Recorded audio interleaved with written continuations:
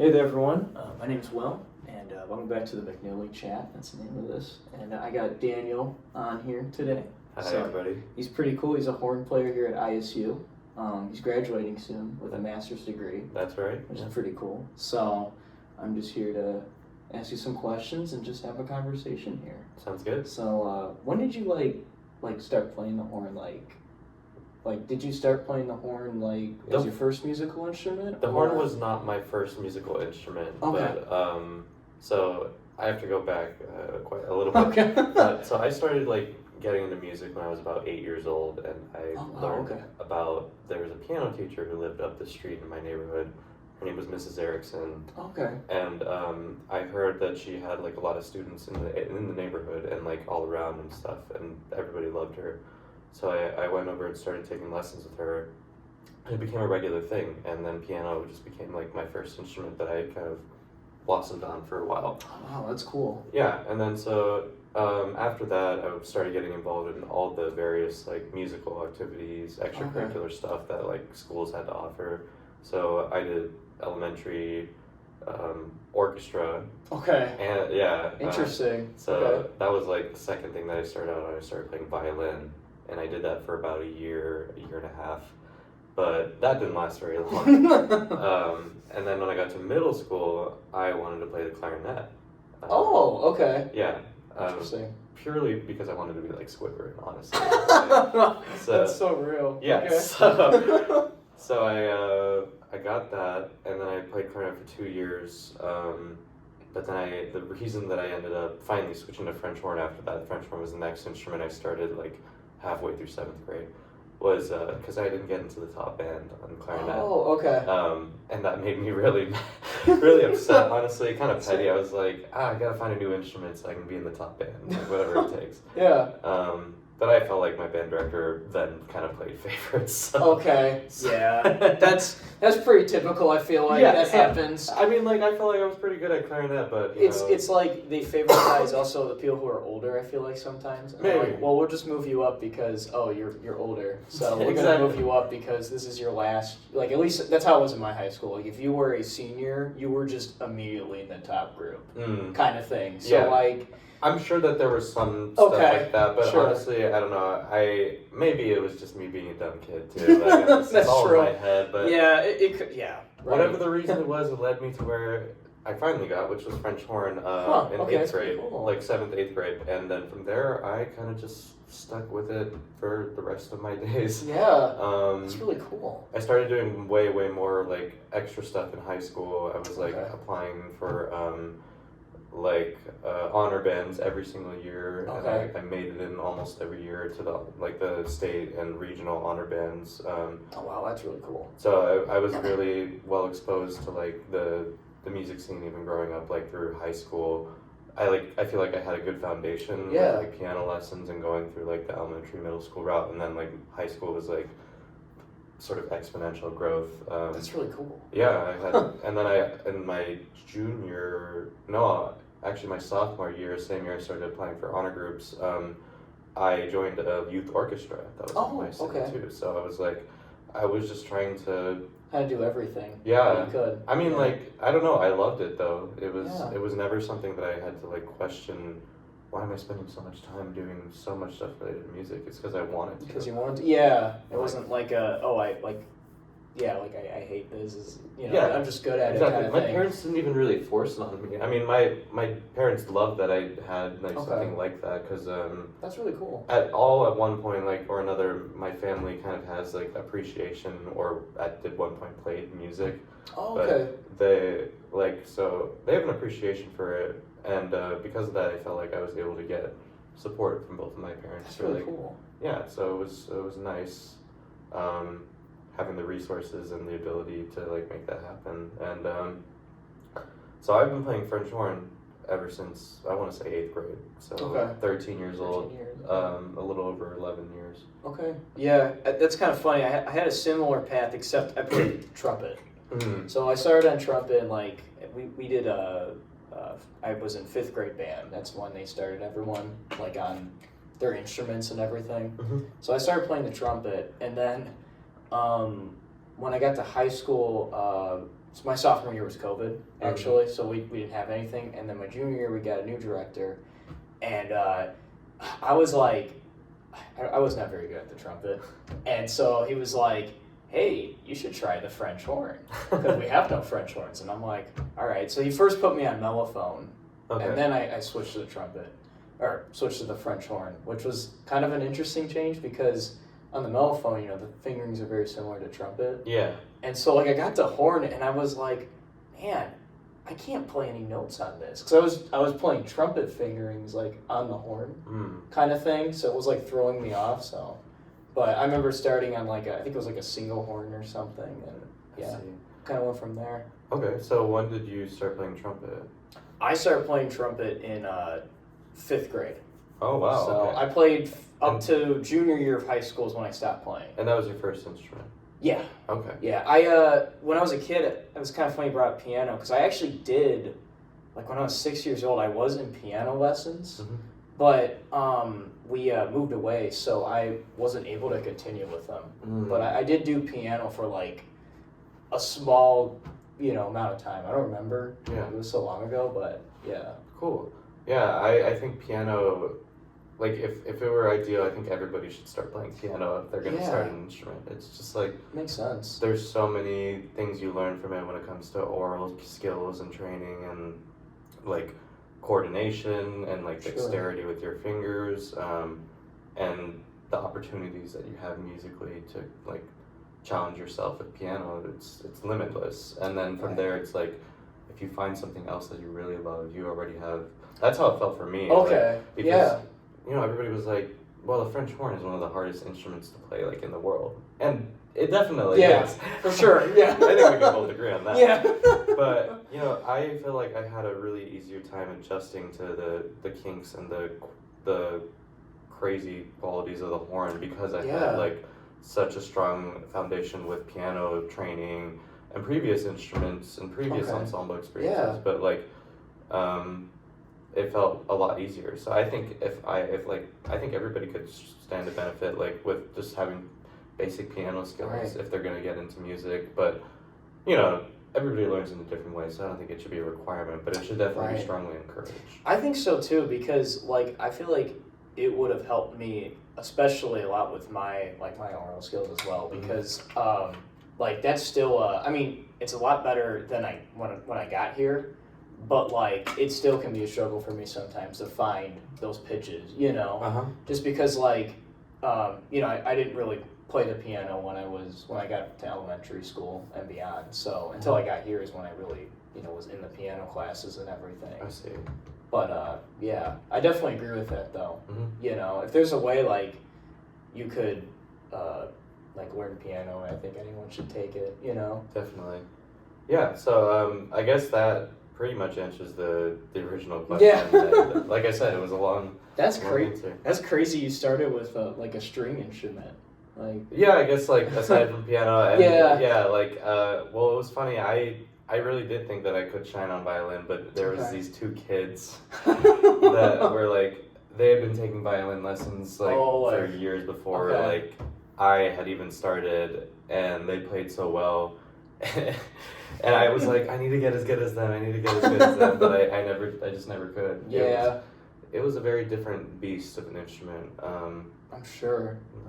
I don't know. Maybe if I had continued, something different would have happened. But I wonder. I don't want to look back. Yeah, that's the thing though. You're wondering would I have had the same maybe memories or connections if I would have went the other way with something.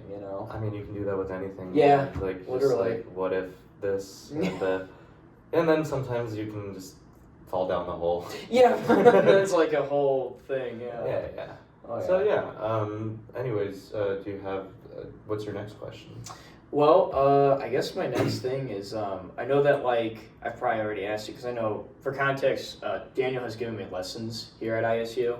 I'm a graduate teaching assistant for the Horn Studio, so sometimes I get to work with some of the students in the studio, Will. Yeah, it's been really cool.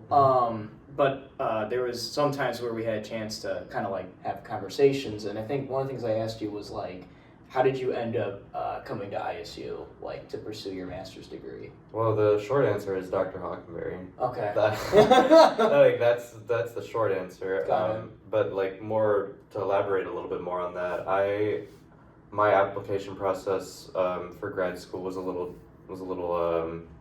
well, I'll just say it wasn't great at first. I had some big schools in mind that I wanted to go to, and I applied to all those schools. Yeah. But I didn't even make it past the pre-screening rounds for any of them, so Okay. I didn't get to do a live audition there at any of those places. And I sort of just was like, I was in a bit of a conflict because I needed to decide if I wanted to pick myself up and try to find more places, or maybe take some time off and then reapply in the future. And I took the first option. And looking back on it, I've gone back and forth a lot. Like, it was a decision that partially felt like it was made out of haste, but it was also just me trying to trust my instincts, because a lot of times I felt that if I wasn't going, like, consistently driving myself and going through school, or like having a guide or a goal, that I would lose the spark that makes me want to decide to do this very hard thing to do, because it's not easy. It's really not. Yeah. So I had a lot of things going in my head before I made my decision, but when I had my lesson with Dr. Hockenberry back in California, and it was crazy how I was referred to her through my previous teacher, because they don't really talk like crazy, but they know of each other. Oh, that's cool. And they obviously respect each other. So I was referred to her, and I had no idea what I was getting into really. But as soon as I had my lesson with her, it was great. She was really easy to work with, gave me some great advice, had an energy. When you find people with the right energy, I think that's the most important thing to trust. Like, that they're good people to be around, and people you want to, well, in my case, people I wanted to, like, study with. Yeah, because, I mean, if you don't, like, click, how's that going to be, for the next, how many years you're going to be working with them. Right, exactly. And I think it's so important to trust your instincts as much as possible. That's what I did. I trusted my instincts. And it's so funny because the other school I ended up applying to, like, there were two schools after the three that I didn't get into. Okay. One of them was ISU, and the other one was Oklahoma City University. Okay. A private school in the capital. Okay.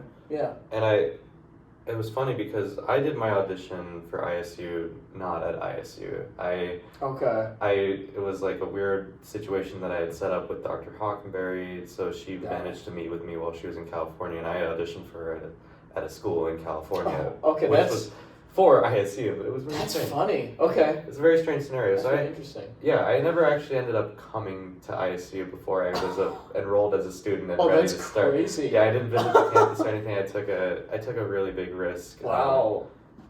All because I just was like the teacher. Yeah. Oh, and the offer that I got for the assistantship, like that was a big selling point too. Sure. But anyways, like the other school that I ended up applying to, I did go. I had a lesson. I was there for a full 2 days, and then I sat in for a band rehearsal. I did my audition.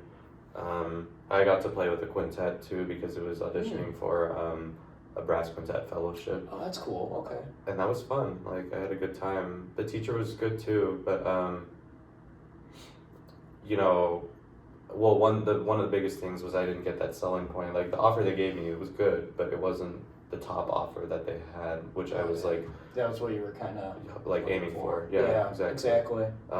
Well, as opposed to here, like the top offer, which was the horn studio assistantship, that was offered to me. So I felt like it was more or less a pretty clear-cut choice that this school wanted me to come here and I wanted to come here. Yeah. And then so that's pretty much how I ended up at ISU. And damn if it hasn't been a lot of ups and downs, but I've grown a lot coming here and living in a new place so different from California. Seriously though. And I've met so many amazing people. It's truly it's been great to experience being here. It's great to hear. Like, I'm glad to hear that you've had just like a positive experience with that. I just think it's crazy though. Like, you didn't even see the campus, and you're like, I just was looking at pictures, and then I did a few Zooms with the previous GA to like see what some of the rehearsals would look like, and I mean, like, I thought I was doing what I needed to do at the bare minimum before I knew what I was getting into, but I definitely should have done a little bit more. They don't. They need a tear down cook. That's True. the biggest thing about it. Yeah, that's.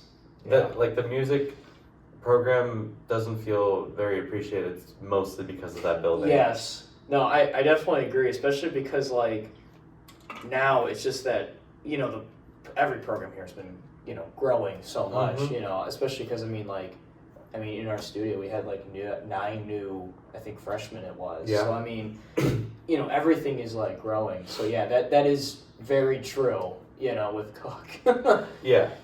Anyways, that's how I ended up here. That's really I guess cool. that's my story. Okay. Yeah, that's really cool. So like I guess kind of my next segue or whatever is like so like you've been in California like your whole life, like previous to here. Yeah, that's Okay. correct. Would you ever like go back and like stay there for like Majority of my life. Yeah, would you ever do that or I've thought about it a lot. And a lot of times I do say yes. Okay. But part of me is open to possibilities of anything, and Yeah. it would be amazing to see as much of the world as I can before I can't anymore. That's really cool. Yeah. Whether it's in a job or just for whatever reason, I love traveling. But California will always have a really special place in my heart. It's an amazing place to live if you have the privilege and you do the work. Yeah. But because there's a lot of great opportunities and amazing foods, beautiful weather almost all the time. Yeah. Like it's just there's a lot of great selling points to being there, and a lot of vibrant culture all around throughout the state. Like it's pretty great. It almost feels like it could be its own country sometimes. I mean, That's crazy. California has the 5th highest GDP in the entire world as its own Yeah, state. I've heard that before. Yeah. Pretty wild to think about. That is wild. But so yeah, like I think if ideal scenario, if I had the money, it would be really cool to move back there and live there. But Okay. I'd love to travel, maybe even live somewhere else that I would never think of. Like coming here was a big thing. It's like Yeah. living in the Midwest. I didn't know anything about the Midwest before Yeah. I came here. I was like, Illinois has Chicago, right?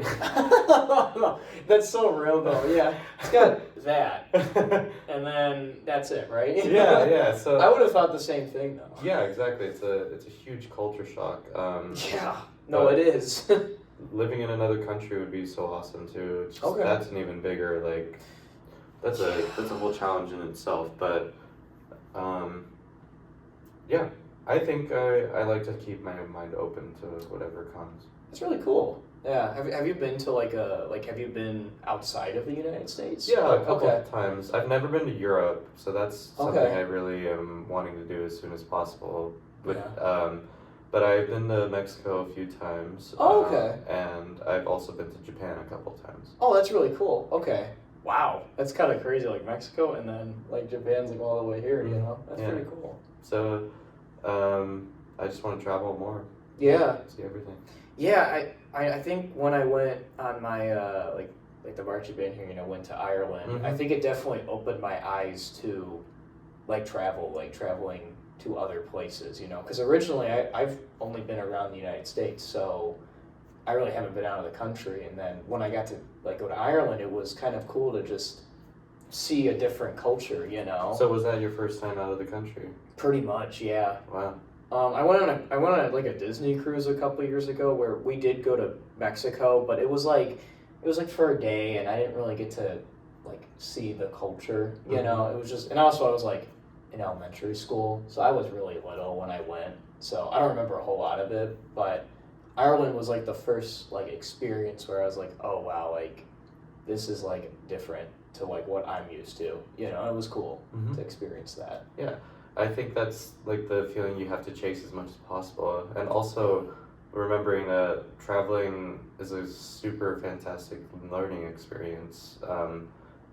Like your mind is engaged by interacting with other people from a new culture. You have to be thinking of a lot of things, and Yeah. like, but also you're just getting a like all these exciting sensations of finding new things that you didn't know existed. Yeah, I just remember, kind of random, but I remember one of the things that I thought was like crazy when I first got there was like how, their right-hand drive. So I remember we got into the bus, and first it was a double-decker bus, which totally threw me off. I was like, whoa, this is weird. And I remember we got on, I think they call them motorways there, and I remember getting on there, and I remember being on the other side, and I was like, wait, oh yeah, this is the right side for them. Like, this is so weird. Yeah, it's the same thing in Japan, yeah. Yeah, It's weird, but... It totally threw me off. I mean, we're like, I don't know, maybe there are other countries, I'm sure, but like, we're one of the few that I can think of that does drive on like that. On the left side. Yeah. It was weird. It was definitely weird. I remember I took an Uber in Ireland too, and I first off, because like I was still learning the culture, obviously, so I didn't know like how their culture was with like getting into like a a taxi or something, or like a service like that. So I remember getting in the Uber, and I wasn't sure like what side I would get on, because like I feel like in America, you either get on like, at least every time I've been in an Uber, it's like either you're on like the driver's side back seat or the passenger side. But I was like which side do I go on? So that I remember like getting in there, and I remember getting on like what our driver's side would be, and it was their passenger side. And I remember the driver was talking to me on the right, and I was like, this is so weird. Like, it was like totally throwing me off that there wasn't like someone in front of me, So there was a lot of eye-opening experiences there that were like really cool to like see, and like, oh yeah, even like I remember on the streets of Dublin and all the cities we went to, there was like a lot of live musicians just like playing on the street. Like I remember there was this kid that may have been like maybe 10 or 11. He was playing flute. It was really cool. Yeah. Like just on the street, like it was dope. There was a lot of stuff like that we saw. Yeah, I feel like that was really cool. I feel like American culture is very different in that sometimes like people are just like afraid of like judgment or like full expression, like behaving according to societal norms. Yeah. The societal norms are different everywhere you go, and you see that like in a lot of other places, people just do themselves. Yeah. And they're unapologetic about it, but not in a way that it's like arrogant. Yeah. Yeah, I definitely did get that vibe from like kind of just everything when we were walking around the cities, like seeing the people just like playing out there, like they weren't even like they were just out there playing, and there was just huge crowds just around them. Like there was this one like just band, like there was a guitar, I forget what other instruments, but they were playing like American folk music. Like there was one time we went to Dublin, and there was like a bar or a pub where they had a band in there, and they were playing a Bob Dylan song. Really? It was so random. Like I heard them playing, I think it was one of his early songs. I can't think of it right now, but I just remember walking past, and I'm like, is that a Bob Dylan song? Like that's so random. But everyone in there was like getting into it, and it was cool to hear like that, like some of our cultures also like has impacted some of that too. Yeah. And kind of like how they kind of mixed it together, That kind of fusion is existing in so many other places too. It's really awesome to see. Yeah, that was definitely an eye-opening like experience in a lot of good ways. Yeah. Yeah. So cool. But I guess like my next thing is like with that, what was I gonna ask you? I had an idea in my head, of course not. You're good. So you've been auditioning at other schools, right? Yeah. I did audition for a couple other places. Okay, that's cool. So like, have they been mainly in the Midwest, or have they been in like different spots across like the country? They've been in various different spots. I guess 2 of them technically in the Midwest, and then 1 in the South. Okay. So, I think at this point I pretty much have given up any like hope of having a like specific place in mind, or not really hope. It's just like I don't care where I go as long as it's a good school, it's a good city or area to be around, and the teacher's great. Like and I think that's a great way to like look at it, because like I feel like if you're like, I need to go to this specific place, you know, and I can only stay here, I feel like you really close yourself off from experiencing new experiences, you know. Totally. And I think that's great that like you want to do that, you know. Yeah, I don't know. There's a lot of times when I feel like or that I felt like a type A person that has to Okay. try to control things, and I need it to be a certain way. And Yeah. I've worked really hard to try to make myself feel, and I think it has shown some effect where I can feel flexible about things and just, Yeah. you know, I still have my things where I'm like, I'm pretty certain on how I want things to be. But, you know, it's, at a lot of points, you just gotta accept that the universe rolls its own pair of dice, and you have to go where the flow goes. Yeah. And trust your gut a lot, because sometimes overthinking doesn't do anything. Like, you can think So true. you can think all you want about something and think of so many ways to do it, but if you don't make a clear action, or you don't have like that desire, that it's not in your head, it's just in you. Yeah. If you don't have that motivation, then what are you gonna do? You're gonna just sit there. Right. Oh yeah, exactly. I mean, I think that if you, yeah, I mean, yeah, overthinking is I feel like everyone's biggest enemy. Mm-hmm. Like, you know what I mean? Like, it's just like crazy. Like, what happens when you start overthinking? It's like you just, like, you want to do this thing and then you just don't do it because of what up here is saying. Exactly, because you're just gonna, I mean, eventually you're gonna talk yourself out of it. Like, that's Yeah. what'll happen. And life is full of risks, so be bold and be a risk taker. I like that, yeah. I think that, yeah, I think that's just great advice Yeah. with anything. Like, I know that for me, like, when I got here, I was history ed. And, like, I originally thought, because I originally did want to do music ed, but I was like, I didn't really make it to, I was originally auditioning for a trumpet studio, and I didn't make it, like, to a major, and I thought, well, since I didn't make it, I think I just totally, you know, wrote it off or whatever. And then I realized after that decision, when I got here in the fall, I was like, no, why did I do that? Like, you know, I totally let that, you know, those thoughts in my head take over, you know, and was like, I'm not going to do that. I'm going to do this instead. And then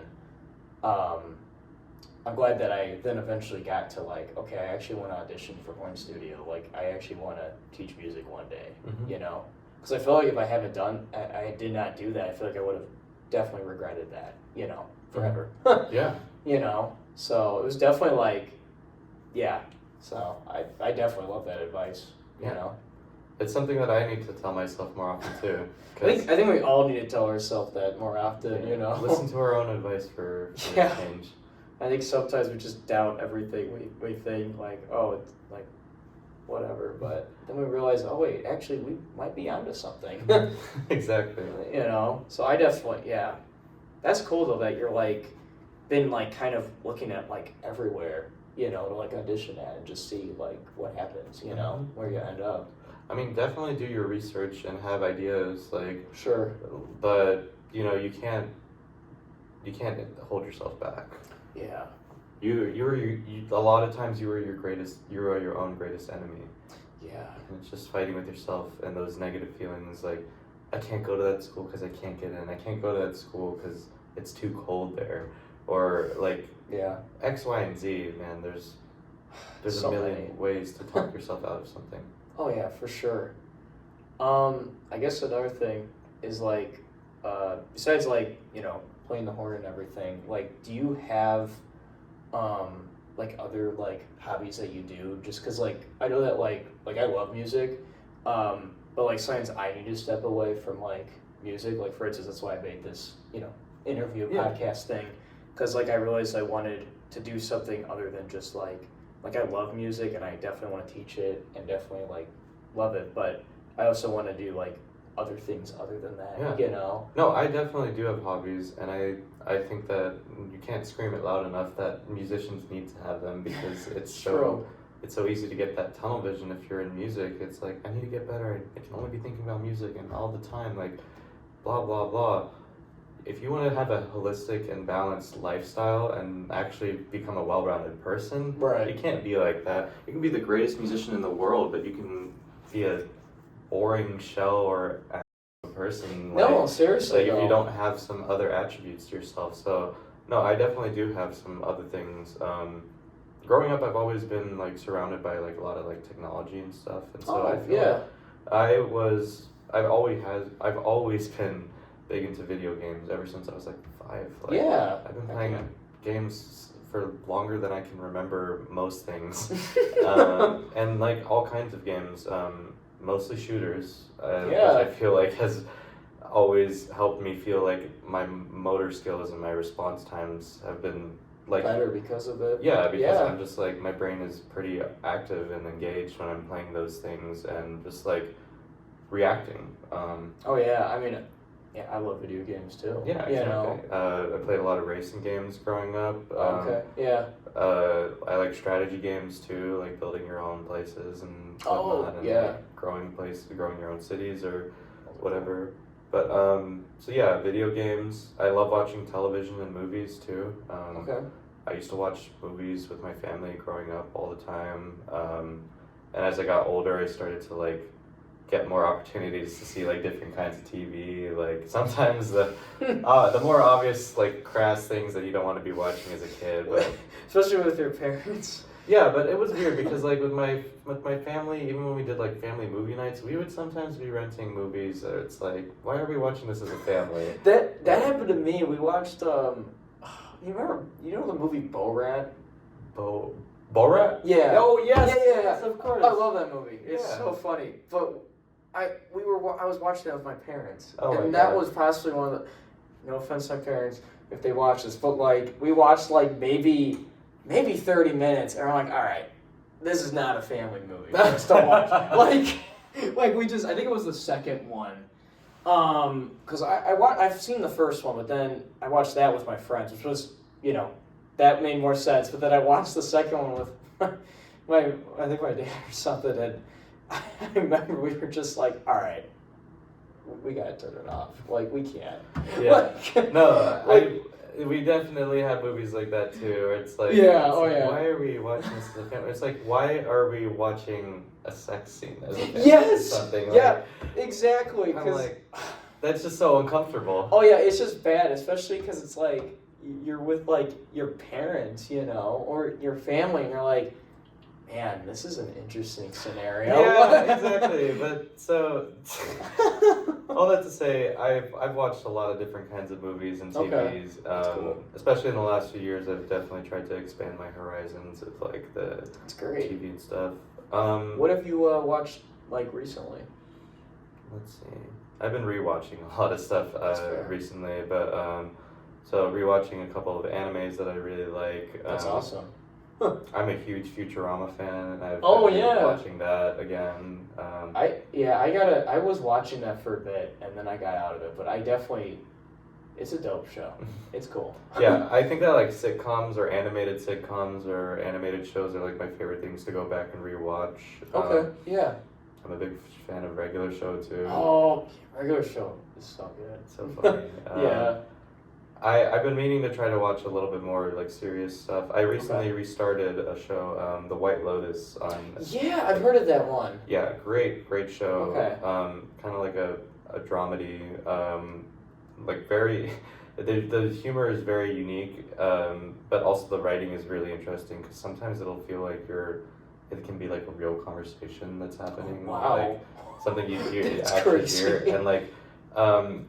I don't know. It's the cinematography is amazing too. It's Okay. like all those set locations that they pick. It's like in gorgeous resort areas because it's supposed to be kind of like it's a show that's basically making fun of rich people. Oh, and how, okay. like how rich people can be. Yeah.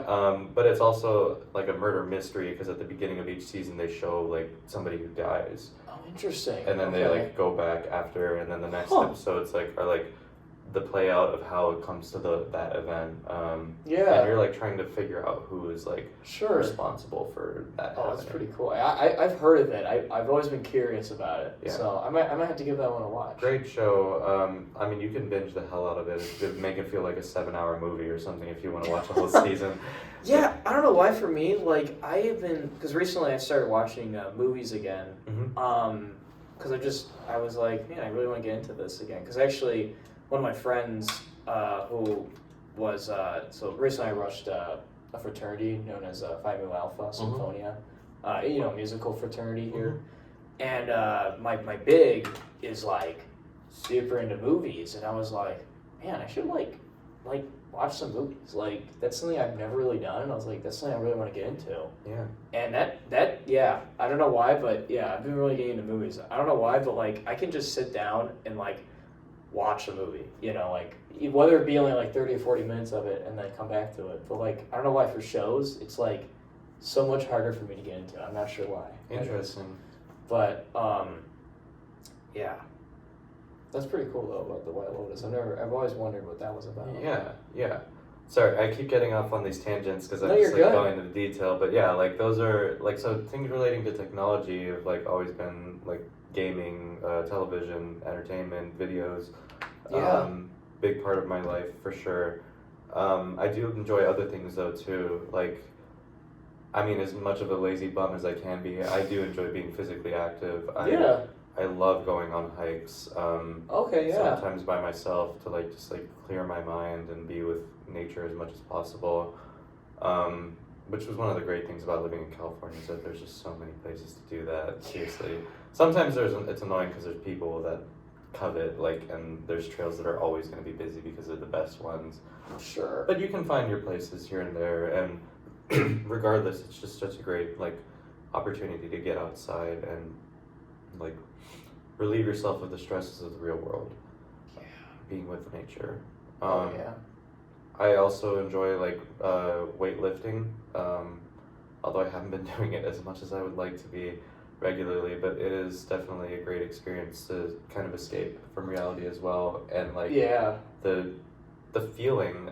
I like think about like feelings with how I think about things because I've learned to trust my feelings more these days, and so yeah, that's great. Like weightlifting is a great feeling because the feeling of that pump and when your body is just like hard and Yes. you feel like the strongest person in the world and you just want to like you want to show it. Oh yeah. And I'm sure that's how those crazy gym bros feel like when they're just like built like I'm fucking sure. Herculean like statue or something. Something crazy, yeah. Yeah, so like I finally get it, like why they do that. Like Right. when you're posing in the mirror and you're just like seeing the accomplishments of your physical labor and like the effort you put in. And there's a lot of discipline to weightlifting and exercise that's like a true testament to how strong your willpower can be.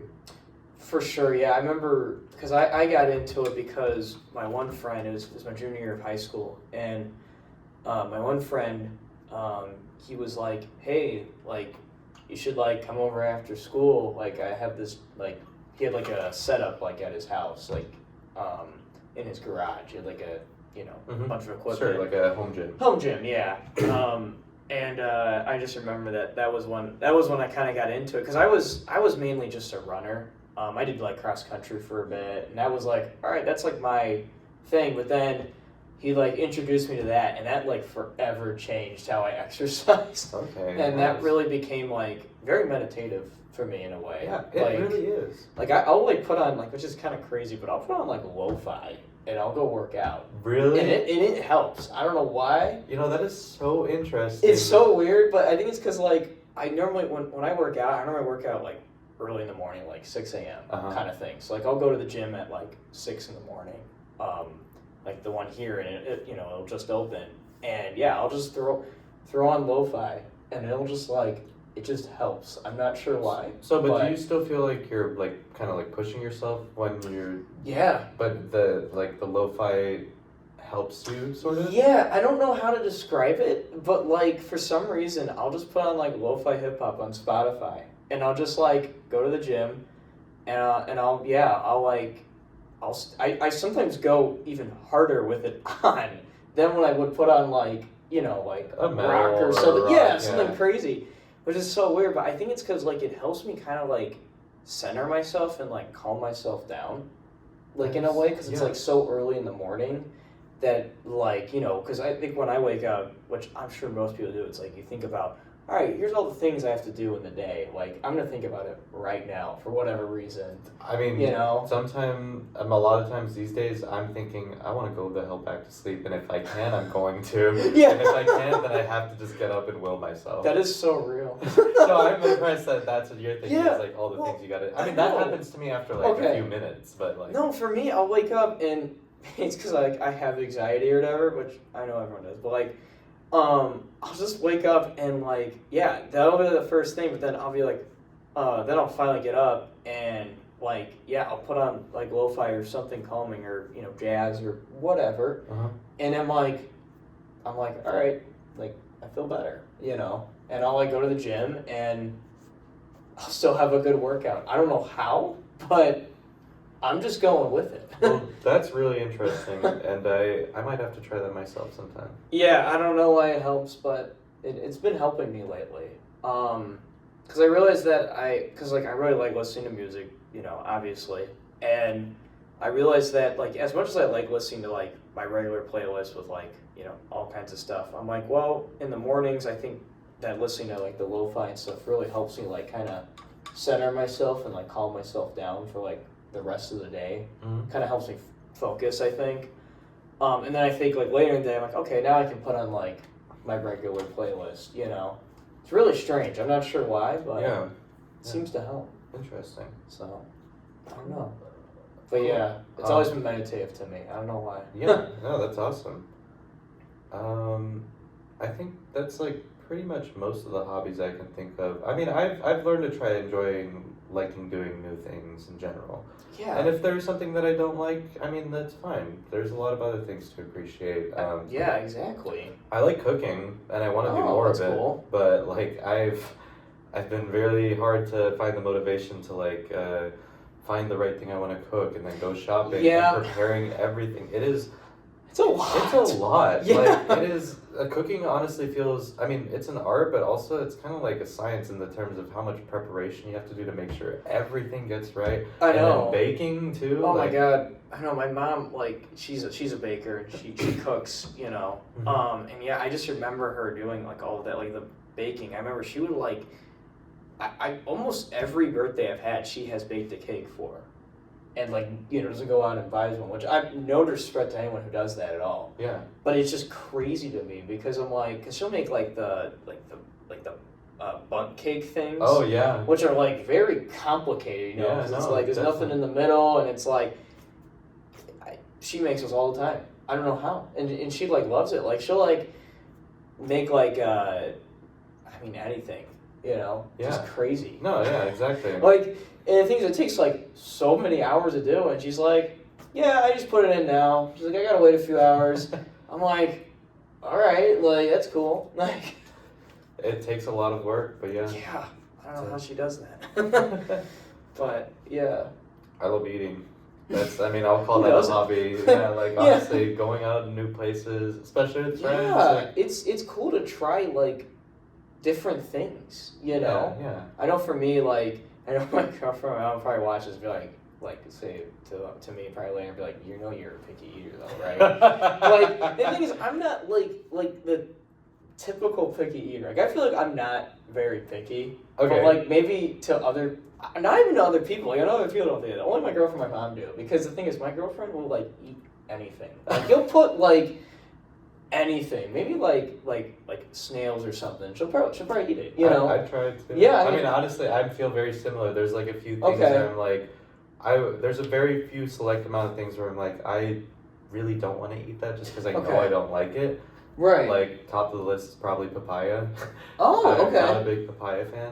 I don't know if I've ever had that. But or a couple other vegetables too. I'm not a huge fan of carrots. Okay. I've tried to start getting to like force myself to To like do eat a little, carrots. yeah, but like because they have so many great health benefits. But I just like a lot of times I just do not like how it sits in my mouth with the taste and like That's fair. Um, Especially when they get like slimy. yeah, yeah. Yeah. But like I get that. I do like to eat so many other things. Like a lot. Honestly, That's I crazy. just Okay. feel like I don't find myself being picky. I'm also terribly afraid to pick restaurants because like when I'm going with other people because I'm like I know I'm not a picky eater and I'll eat whatever I the know. hell I want at wherever. Yeah, any exactly. time. But I'll find something. There's gonna be somebody who's like, I can't do that, or like, I can't do that, or I'll throw up, or like. Yeah, right. You have that one friend in your group where they're like, oh, like you'll go to a place and it's like maybe like a Mexican restaurant or something, Yeah. and they'll have like chicken nuggets or something on the menu for some reason, and he'll order the chicken nuggets instead of like like the authentic food that's there. Like I have a friend who's like that. Jeez. That they are very picky, and that's like I have a couple friends who are like that, and it's like it's just so funny. Like I remember, like this friend also went to Ireland, and I remember like, because there were so many like, I mean everything was pretty similar to like what we had here, but there were some pretty good differences there as well. Sure. And I remember I just was like, man, I kind of want to just try different things. I mean, I'm here in another country. Like I don't like. I know that there are McDonald's there and whatever, but I don't want to go to those places. Like I want to go to like an authentic restaurant when I'm there. A couple of them. Authentic pubs and everything like that. Which is what I did, which was great. But I remember my friend would all the time when he was with his group would always try to find like a McDonald's or something, or like just like the most basic whatever, and it was just so funny. Like because I remember for like our breakfasts and lunches and dinners, like at the hotel we were at, it was very traditional Irish stuff. And he barely had it because he was like, I'm so picky. He's like, just give me chicken nuggets, man. Oh my god. I mean, I make fun of him all the time. Yeah. But, to each your own. But Yeah. like, I'm sorry. I just like it hurts my soul. I know. Like seeing people not trying new like good food. I know. That exists out there, but yeah. I'm sure people have their reasons. Yeah. Oh yeah, for sure. I mean, yeah. But for me, it's like I have to like try something new. Exactly. If I'm at a new place, it's like, all right, I gotta try something new, try something different. It's always cool to like, cause like I remember going to sushi places, and sushi's not really my thing, but I was like, well, I want to try it just because I've never really had it, and I figured out that, I'm not the hugest fan of it, but I'm glad I did that. Glad that I did that experience. Definitely. Cool. Sorry, we've been talking a lot about this one question, and You're good. I keep. I don't care. Yeah, this is great. Okay. Well, do you have any more questions that you think of? Or? I think we can wrap this up. I think my last thing to ask you is like, what advice would you give to someone like? Do you just want like a general piece of advice, or do you have a context that you can? Maybe like I guess like maybe someone like struggling with finding themselves. Like what would you give advice to someone? That's a really good question.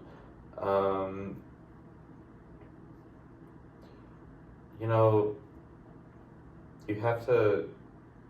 It is really hard to say this without like feeling like it's cliche and stuff, but you have to believe that there's always going to be a light at the end of the tunnel, even if it gets dark, and like never forget how powerful you are as a human being, because the amount of persistence and determination and skills and knowledge, and there's so many good and bad things about being a human, which is kind of amazing. That we have so many multifaceted characteristics to us that allow us to do anything, and that means in a good way or a bad way. Like, we have the power to choose, and it can take some people a long time to find out what they want to do, who they want to be with, or learning to trust yourself as a person. And especially in this day and age with so much uncertainty and the way that culture is shifting and societal expectations are constantly changing, like especially if you're in your 20s. It was great. I saw a TikTok about this the other day, so I feel like I prepared. You did your research before. You are allowed. It is normal for you to not have shit figured out right now. Like, yeah, anybody in their 20s is not at all close to what people were like in their 20s, 50 or 60, No. even like 30 years ago. yeah, Like, the struggle that people have to go with in so many different ways, and learning how to navigate the world on your own, or learning how to find the right people to navigate the world with, is something that is hard to do. And trust is a difficult thing to find, not only amongst other people, but oftentimes with yourself in today's period, like with whatever you can find. Like, it is honestly overwhelming, and so it is tough to know how to find yourself in this day and age. And I wish that I had a more clear-cut answer to, like, say, here's how you do it, or here's what I tell myself. but I think it's great that there isn't. There isn't. And, you know, live as much as you can in the uncomfortability and the solace knowing that other people around you are just as uncomfortable. Like, not having everything figured out. And hopefully, maybe it'll get easier as time goes on, but honestly, in my honest opinion, I think it's just going to continue to get a little more difficult, or humans will have to evolve in some kind of way to learn how to handle those things, because, like I said, there's so much in this world, good and bad, and the options are limitless, which is a great thing, but also terrifying to look at. Trust that gut as much as possible, and being willing to take a leap of faith when you think that it's right. You don't want to do it all the time, but every once in a while, or however much you find it necessary, be willing to take some risks and trust yourself when you can. And trust that you're doing the right thing, and if you make a mistake, keep going. Yeah, I like that. Yeah, I think that's where we'll end it here, but thank you again for that. That was great. Yeah, thanks, and thanks again for having me. Thank you so much for coming on and everything. I really appreciate it. Yeah. And of course, anytime. Cool. So I think we'll leave it there, but thank you all for watching. Thanks, guys.